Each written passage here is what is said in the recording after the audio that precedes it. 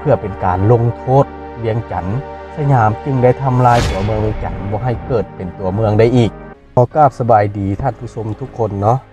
มื้อนี้สิมาเว้าถึงประวัติของตัวเมืองเวียงจันทน์ซึ่งเป็นอีกประวัติศาสตร์หนึ่งที่มีความสำคัญของประเทศลาวเนาะเมืองเวียงจันทน์เนาะถือได้ว่าเป็นเมืองหนึ่งที่มีความเป็นมาทางด้านประวัติศาสตร์ยาวนานและก็มีวิวัฒนาการตามเหตุการณ์ประวัติศาสตร์จนได้กลายมาเป็นเมืองหลวงของประเทศลาวเฮาจนถึงปัจจุบันและทุกท่านฮู้บ่ว่าเมืองเวียงจันทน์เมืองที่มีความศรีวิไลในปัจจุบันนี้ครั้งหนึ่งนั้นเมืองเวียงจันทน์ได้เคยเป็นเมืองร้างยาวนานถึง100 กว่าปีและเมืองเวียงจันทน์นี้ได้รับการสร้างตั้งขึ้นใหม่ในสมัยที่ฝรั่งเข้ามาปกครองลาววันนี้จะนำพาทุกคนไปรู้จักกับประวัติของเมืองเวียงจันทน์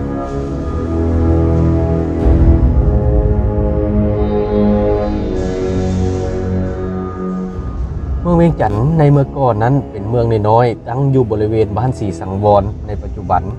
ซึ่งในเมื่อก่อนเอิ้นว่าเมืองหนองคันเทผีเสื้อน้ำเมืองนี้ได้สร้างตั้งขึ้นโดยพญาบุรีจันทน์เป็นผู้ปกครอง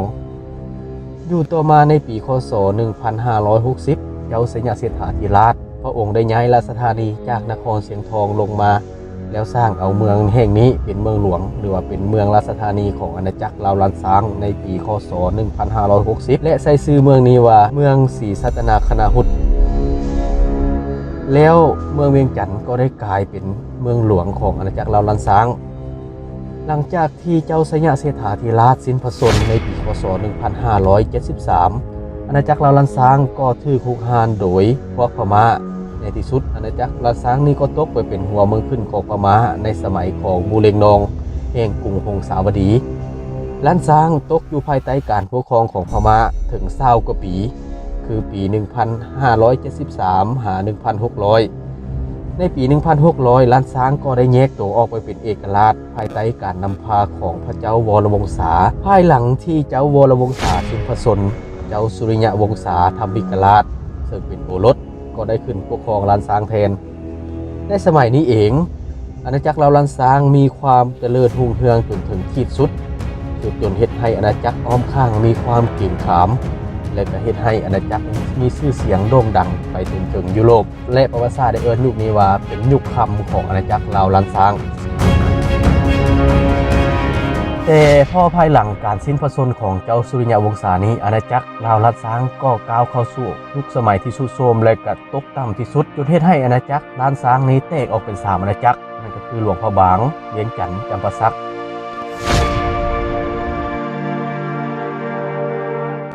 ยศความม่อนเอกของลันซางนี้เองสยามในสมัยของพระเจ้าตากสินจึงได้นำกำลังมาบุกยึดเอาอาณาจักรลาวลันซางทั้ง3ในปีคศ 1779จนเฮ็ดให้อาณาจักรลันซางทั้ง3นี้ตกไปเป็นหัวเมืองขึ้นของสยามในที่สุดและตกมาในสมัยของพระเจ้าอนุวงศ์กษัตริย์ที่ปกครองอาณาจักรเวียงจันทน์พระองค์บ่ต้องการตกอยู่ภายใต้เอกปกครองของพวกสยามพระองค์จึงได้พยายามที่จะประกาศแยกตัวออกเป็นเอกราช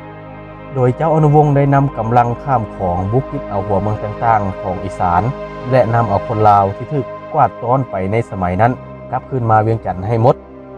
แต่ย้อนการวางแผนที่ผิดพลาดและกำลังของศัตรูนี้เหนือกว่าสงครามครั้งนี้เจ้าอนุวงศ์จึงเป็นฝ่ายปราศัยและถูกจับตัวไปทรมานและในที่สุดก็เสียชีวิตอยู่ที่บางกอกในปีคศ 1829หลังจากที่สงครามเจ้าอนุวงศ์สิ้นสุดลงแล้วเพื่อเป็นการลงโทษเวียงจันทน์สยามจึงได้ทำลายตัวเมืองเวียงจันทน์บ่ให้เกิดเป็นตัวเมืองได้อีกโดยตามตำรา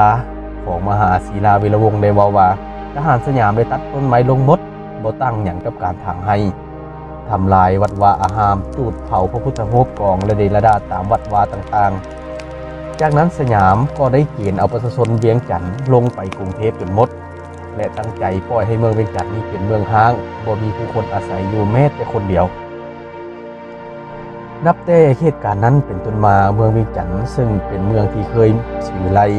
เคยเป็นศูนย์กลางทางด้านวัฒนธรรมฮีตคองประเพณีของชนชาติลาวของคนลาว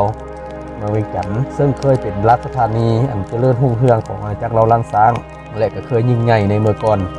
มาถึงบัดนี้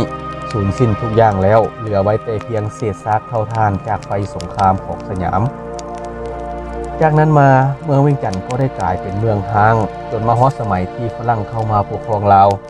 ฝรั่งจึงได้บูรณะเมืองเวียงจันทน์ขึ้นใหม่และก็ตั้งเป็นเมืองหลวงของประเทศลาวจนถึงปัจจุบันจากเหตุนี้เองปัจจุบันในนครหลวงเวียงจันทน์จึงบ่ปรากฏศิลปะเก่าแก่สมัยล้านช้างเราเห็นแต่เพียงวัดที่ถูกสร้างขึ้นใหม่และยังเหลือวัดเดียวที่ยังคงหลงเหลือจากไฟสงครามในครั้งนั้นนั่นก็คือวัดศรีสะเกษส่วนวัดอื่นที่เหลือนั้นแม่นถูกทหารสยามทำลายจนหมดและนี่ก็คือประวัติย่อของตัวเมืองเวียงจันทน์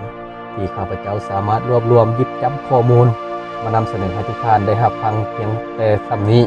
ถ้าหากว่าข้อมูลใดบ่ครบถ้วนหรือว่าข้อมูลใดตกหล่นก็ต้องขอโทษขออภัยมาในณที่นี้ด้วยถ้าทุกท่านมักคลิปแบบนี้ก็อย่าลืมกดติดตามเพื่อเป็นกำลังใจให้แก่ทีมงานครั้งต่อไปเนาะสำหรับคลิปนี้แม่นมืดส่ำนี้พบกันใหม่ในคลิปต่อไปสบายดี